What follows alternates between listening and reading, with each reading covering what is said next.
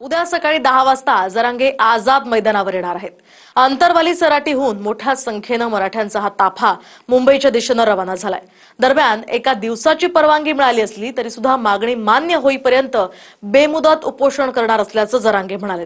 पाहूयात।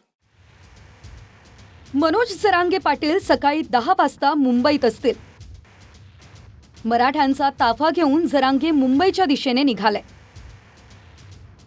ताफा अर्ध्या वाटेत येण्याआधीच मुंबई पोलिसांकडून आझाद मैदानावर आंदोलनासाठी एका दिवसाची परवानगीही मिळाली आहे। मात्र एक दिवस नाही तर बेमुदत उपोषणावर जरांगे पाटील ठाम आहे आणि मागणी स्पष्ट आहे। ओबीसीतून मराठा समाजाला आरक्षण।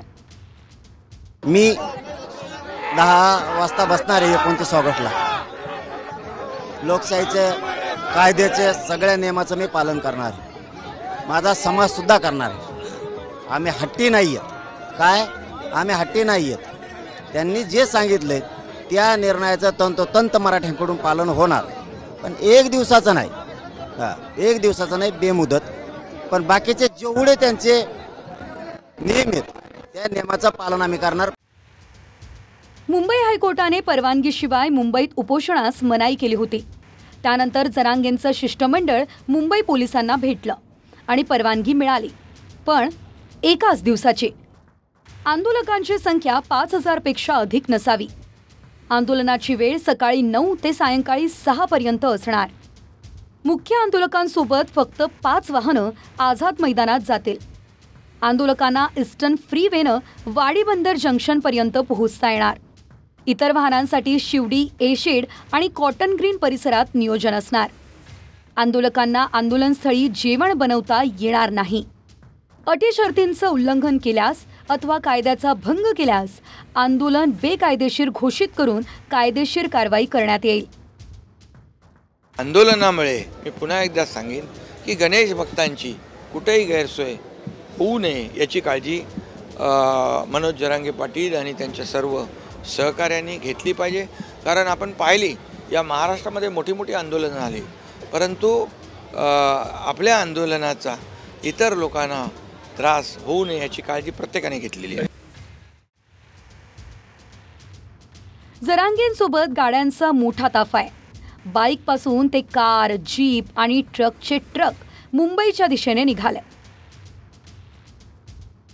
हायवे अक्षरशः भगवे झालेत आणि ताफा जिथे थांबेल तिथे क्रेनने हार आणि जेसीबीतून फुलांचा वर्षाव होतोय।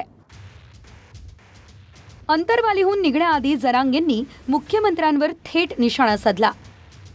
एकनाथ शिंदे आणि अजित पवारांचं जरांगेंनी कौतुक केल्यानं भुवया उंचावल्यात। एकनाथ शिंदे साहेब माणूस म्हणजे खरा आहे, साथ देतो, जनतेची वेदना समजून घेतो माणूस। तो गोरगरिबांचे दुःखाचे जाण असणारा माणूस आहे। सत्तेपेक्षा गोरगरीब जनतेच्या दुःखाला महत्त्व देणारा माणूस म्हणजे एकनाथ शिंदे साहेब। गरिबांचे प्रश्न जाणून ताबडतोब सोडवायचे, त्यांचं म्हणणं ऐकून घ्यायचं, हे काम सुद्धा तडकाफडकी अजितदादा पवार पण करते। जरांगेंसोबत मराठा समाजाची मोठी गर्दी आहे, पण त्याच वेळी मराठा समाजाच्या आमदार आणि खासदारांनाही आंदोलनात सहभागी होण्याचं आवाहन हे जरांगेंनी केलंय। तर बीड जिल्ह्यातले पवारांच्या राष्ट्रवादीचे खासदार बजरंग सोनवणे आणि आमदार संदीप क्षीरसागर हे देखील जरांगेंच्या आंदोलनात सहभागी झालेत। आम्ही आमच्या मतदारसंघातून प्रत्येक गावामध्ये 2-4 4-5 गाड्या तिथे लागलेल्या आहेत आणि भरपूर लोक तिथं येणार आहेत। तुम्ही पक्षाचे प्रमुख म्हणून शरद पवारांना आवाहन करणार का की आरक्षणाच्या बाबतीमध्ये पक्षाने काहीतरी भूमिका घेतली पाहिजे, किंवा एक आमदार म्हणून, लोकप्रतिनिधी म्हणून काय सांगणार? लोकप्रतिनिधी म्हणून मी नक्कीच त्यांना बोलणार। 29 तारखेच्या म्हणजे 100% त्या तारखेमध्ये आंदोलन ज्या ठिकाणी आझाद मैदानावर होणार आहे त्या ठिकाणी मी जाणार म्हणजे जाणारच आहे। आरक्षणाचा जो मुद्दा आहे तो निकाली लागला पाहिजे। बऱ्याच दिवसापासून मागणी आहे आणि आरक्षण ओबीसीमधून मिळालं पाहिजे ही त्यांची प्रमुख मागणी आहे। त्याच्यासाठी सरकार काय गांभीर्यानं बघते, परत पुन्हा काय झाले तर कालची डेव्हलपमेंट मला सांगता नाही येणार, कमी बघितले नाही की न्यूजला वगैरे पण आज एवढंच सांगेल की सर्वजण लोक अगदी आनंदानं जात आहेत आणि सर्वांना एक वाटते की आम्ही आता आरक्षण घेऊनच येऊ। महायुती सरकारनं मराठा समाजाला स्वतंत्र 10% SCBC मधून आरक्षण दिलंय, पण मराठा समाजाला ओबीसीतून आरक्षणाची मुख्य मागणी ही जरांगेंची आहे. जरांगे पाटील हे मुंबईच्या दिशेने कूच करतायत. आम्ही काही करून मुंबईला जाण्याचा ठाम निर्धार त्यांनी व्यक्त केला आहे. मी तुम्हाला सांगितलं ना, अशा काही लहान गोष्टीची चर्चा बाप्पाकडे आपण करत नाही. ते आता आणि ते आदरणीय कोर्ट आणि पोलीस ते सरकार पाहून घेईल काय असेल तर. अरे आता ते पोलिसांचं काम आहे, ते बघतील काय करायचं ते आपलं काम नाही. आपलं काम जे आहे चांगल्या आनंदामध्ये बाप्पाचा उत्सव साजरा करणं हे आपलं काम आहे. मंगलमय वातावरण आहे, तर सर्व मंगल व्हावं. ज्यांच्या अपेक्षा आहेत त्यांनाही मंगल व्हावं आणि ज्यांना अपेक्षा पूर्ण करायचे त्यांच्याकडूनही मंगल व्हावं. कोणावरही अन्याय होऊ नये आणि ज्या मागण्या आहेत त्यांना संविधानिक चौकटीत न्याय मिळावा हेच मी सांगेन या निमित्ताने. परवानगीचा अडथळा आता दूर झालाय, त्यामुळे जरांगे मराठ्यांचं भगवं वादळ घेऊन मुंबईमध्ये धडकणार हे निश्चित झालंय.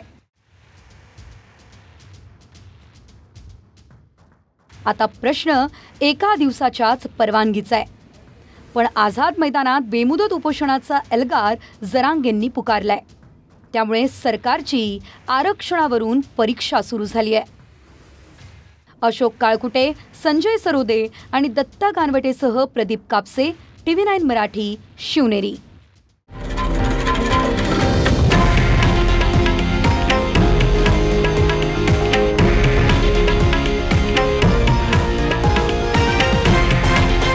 हे आहे देशातील नंबर 1 न्यूज नेटवर्क आणि आपण पाहत आहात TV9 मराठी, एकमेव.